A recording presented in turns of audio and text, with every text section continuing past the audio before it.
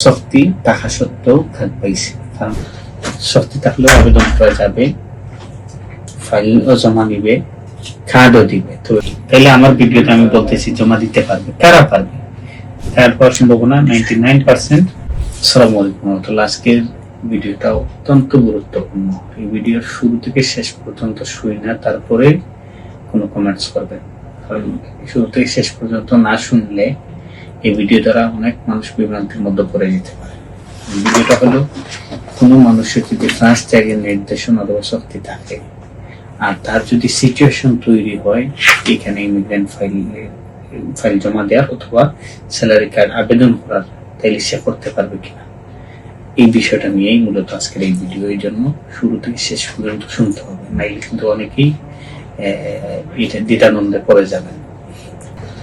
শক্তি থাকলেও আবেদন করা যাবে, ফাইলও জমা নিবে, খাতও দিবে। তো খাতে কারা পাবে? এটা বাস্তব উদাহরণ আমাদের নাহিদ ভাই, ওনারা 5 জন মূলত এই সিস্টেমটা আমরা ফলো করে পাইছে। কিন্তু কাদের জন্য বা কারা পারবে, এই ভিডিওটা, এই কথাটা যদি আপনারা পুরো বক্তব্য না শুনেন, নাইলে আপনারা হয়তো এটা ক্লিয়ার হবে না। তো যাই হোক, এক এক করে শুরু করি। ধরেন এই মুহূর্তে মেট্রোনের আওতায় অনেক মানুষের জমা দেওয়ার সময় হয়ে গেছে, 3 বছরের উপরে হয়ে গেছে, কি শেষ হওয়ার পর থেকে তার ফিস ডুপিও হয়ে গেছে, কিন্তু সে জমা দিতে পারতেছে না। একটাই বাধা, সেটা হচ্ছে ওকেটিএফ। আর এই ওকেটিএফ-এর সময়সীমা কিন্তু 3 বছর। এখন ধরেন একজনের 1 বছর শেষ হয়ে গেছে, এখন আর হয়েছে 2 বছর। সে তো আর 2 বছর হইলে 2026-এর ডিসেম্বর শেষ হয়ে যাবে, তাহলে ওই ব্যক্তি 27-এ গিয়ে শেষ হচ্ছে ওকেটিএফ। কিন্তু 27-এ শেষ হওয়ার কারণে মেথেন্টসন যেহেতু 26-এ হয়তো শেষ হয়ে যেতে পারে, এই জন্য এই লোকটা এই বছর আর ফাইল সবকিছু সময় হয়ে গেছে, ফিস ডুপিও হয়ে গেছে, শুধু বাধা ওকেটিএফ, টাকা জমা দিতে পারতেছে না। তাইলে আমার ভিডিওতে আমি বলতেছি জমা দিতে পারবে, কারা পারবে? যাদের 4 বছরের উপরে কাজের সময়সীমা হয়ে গেছে, মানে ওই ব্যক্তি 4 বছরের উপরে কাজ করতেছে এবং ফ্রান্সে মোটামুটি একটু সময় ওনার হয়ে গেছে, সেটা 5, 6, 7 বছর। তাইলে তাদের শক্তি থাকাকালীনও সে জমা দিয়ে কাজ পাবে। এটা আমাদের নাহিদ ভাই সহ যে 5 জনের কথা বলতেছি, তারা আবারও ক্লিয়ার করতেছি, যে কেউ জমা দিতে পারবে না। এক্সেপশনাল কিছু ব্যক্তি জমা দিতে পারবে, যাদের মোটামুটি ফ্রান্সে একটা সময়সীমা বসবাসের, একই সাথে তার ফিস ডুপি যথেষ্ট আছে, মানে কমপক্ষে 4 বছর তার কাজের সময়সীমা, তাই ওই ব্যক্তির শক্তি থাকাকালীন সময় জমা দিতে পারবে। কিন্তু সহজে এইভাবে জমা দিলে হবে না, এটাকে করতে হবে। প্রথমে খন্দক আবেদন করবেন। খন্দক আবেদনের পরে বেশিরভাগ ক্ষেত্রে যদি শক্তির মেয়াদ 1 বছর না হয়, তাইলে কিন্তু খন্দক দিবেন, রিজেক্ট করবেন। তখন এই রিজেক্টের বিরুদ্ধে আপিল করতে হবে কোর্টে। আপিল কইরা রি-এক্সামিনের ডিসিশন, মানে পুনর্বিবেচনা আপিল, এটা আপনার উল্লেখ করতে হবে যে এই ব্যক্তির যথেষ্ট একটা সময় বসবাসে হয়েছে, ফিস ডুপি হয়েছে এবং কাজটা মেথেন্টসনের ভিতরে পড়ে। যদি মেথেন্টসনের ভিতরে হন বা অন্য ক্যাটাগরিতে হন, যে ক্যাটাগরিতে হন, ওই বিষয়টা উল্লেখ করে তারপরে কোর্ট থেকে রায় নিয়ে এসে এরপরে যদি জমা দেন, তাহলে শক্তি থাকাকালীন সময়েও আপনাদের কার্ড হবে। এক্সেপশনালি যদি 1 বছরের উপরে হয়ে যায়, তাহলে কিন্তু প্রিফেকচার আবার অন্তত দিয়ে দিবে। 1 বছরের ভিতরে কিন্তু অন্তত দিবে না, রিজেক্ট করবে প্রিফেকচার। আর যদি 1 বছরের উপরে হয়ে যায়, তাহলে প্রিফেকচার অন্তত দিয়ে দিবে, ক্যান্সেল করবে না। তখন আপনি ডিরেক্ট জমা দিবেন, কোডের আর প্রয়োজন নেই। লম্বা ব্যাখ্যা, এই জন্য বললাম যে প্রত্যেক ব্যক্তির ফাইল দেখে ওইটা সিদ্ধান্ত নিতে হবে। তারপরে আনুমানিক এটা ধারণা দিতেছি যে কন্ডিশন হইলো, যদি 1 বছর শক্তির মেয়াদ না হয়, তাহলে কোর্টের মাধ্যমে রায় নিয়ে এসে তারপরে জমা দিলে তারপর সম্ভাবনা 99%।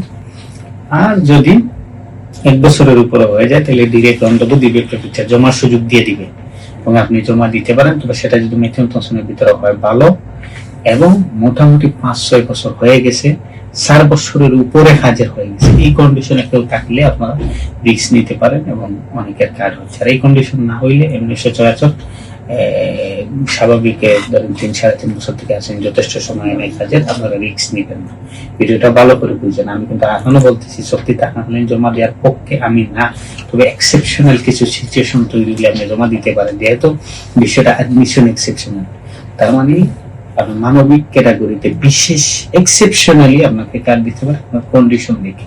এক্ষেত্রে প্রিফেকচার রিজেক্ট করলেও কিন্তু আপনার ট্রাইব্যুনাল থেকে জিতে আসার সম্ভাবনা রয়েছে। আসেন আমরা ঘটনাটা শুনি। নাইলে কিন্তু কবে জমা দিয়েছিলাম আমরা 2024 সালের অক্টোবর মাসের 25 তারিখে জমা দিয়েছি। 2024 সালের অক্টোবর মাসে নাইবের এটা ইন্ডিয়ান ফাইল জমা দিয়েছি নরমাল সিস্টেমে, তখনকার মেট্রিকুলেশন ছিল না।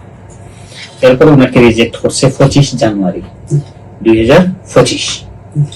এরপর পরবর্তীতে ট্রাইব্যুনাল করা হয়েছে আমাদের, যেটা আমরা জমা দিয়েছি আমাদের কিন্তু একবার ট্রাইব্যুনাল করা হয়েছে, ওই ট্রাইব্যুনালটাও রিজেক্ট করছে। তখন আমি ওই ট্রাইব্যুনাল করার আগে একটা কেসিবিসির আবেদন করে দিয়েছিলাম, যেহেতু প্যারিস প্রেফেকচারে সিবিসি দেন, ওইটাও কিন্তু উনি পাইছে। আচ্ছা, পাওয়ার পরে ওনাকে রিজেক্ট করে দিছে, ট্রাইব্যুনালটাও রিজেক্ট হয়েছে। এখন উনি বলতেছে যে ভাই কি করা যায়। তখন আমি চিন্তা করলাম, এরপরে মেথিয়ান্তসনটা চলে আসলো 21 মে 2025, আর ওনার রিজেক্ট হচ্ছে জানুয়ারিতে। ট্রাইব্যুনালটা শেষ হওয়ার পরে 21 মে এর পরে ওনার ট্রাইব্যুনালটা শেষ হয়েছে। তারপর কি করা যায়, তো কোনো প্রসেস নেই। তখন আমি একটা রন্দেবুর আবেদন করি, কিন্তু রন্দেবুটা রিজেক্ট করে দেয়। প্রেফেকচার বলে যে ওনার এখনো 1 বছর হয় নাই এই ওকিটিএফ এর, এবং সেটার মেয়াদ 3 বছর, কিন্তু 1 বছর পরে তারা রন্দেবুর সুযোগ দিতে, যেহেতু 1 বছর হয় না এই জন্য রন্দেবুটাও দিবে না। তখন আমি কি করলাম, আমাদের লয়ারের সাথে আলোচনা করে আমরা একটা আপিল, যে ওনার টোটাল সিচুয়েশন গাইজ, উনি 5 বছর হয়ে গেছে ফ্রান্সে, 5 বছরই তো এখন 5 বছর, তখন 4.5 বছর হয়ে গেছে, কিন্তু ওনার হাজার কিন্তু তখন 4 বছর হয়নি। তারপরে ওনার জন্য আমরা দেখছি, তখন আলাপ করে কোর্ট থেকে, কোর্টে আর 5-6 মাস চলছে, আপিল করা হয়েছে হন্দেপুর বিরুদ্ধে, যে হফিদ হন্দেবু, হফিদ অবজেক্টম, হফিদ অবজেক্টম যখন ওনার আপিল করা হয়েছে এই ক্যাটাগরির উপরে, 6-7 মাসের মতো চলছে, রায় আসতে নাকি এরকম, মানে আমরা এরকম আবেদন হয়েছে মানে লাস্টের দিকে। আচ্ছা, 25-এর শেষের দিকে রায় আসছে। এরপরে আমরা রায় আসছে ওনার পক্ষে, যাতে প্রেফেকচার ওনাকে সুযোগ দিয়ে ফাইলটা জমা করার এবং ওনার সিচুয়েশনটা যাতে পূর্ণ বিবেচনা করে। আলহামদুলিল্লাহ ওনারে নিয়ে আমরা প্রেফেকচারে যাই এবং ওনার ফাইলটা জমা দিই। ওনার কার্ড হয়েছে 1900, আর কয়েকজন আছেন নিজেদেরকে চিনি, 5 জনের মতো হয়েছে 1900। শক্তি টাকা সত্ত্বেও কার্ড পাইছে, কারণ কয়েকটা পজিটিভ দিক আছে। এই জিনিসগুলো তো অনেকের সাথে মিলবে, এই জন্য পিডিএটি করা।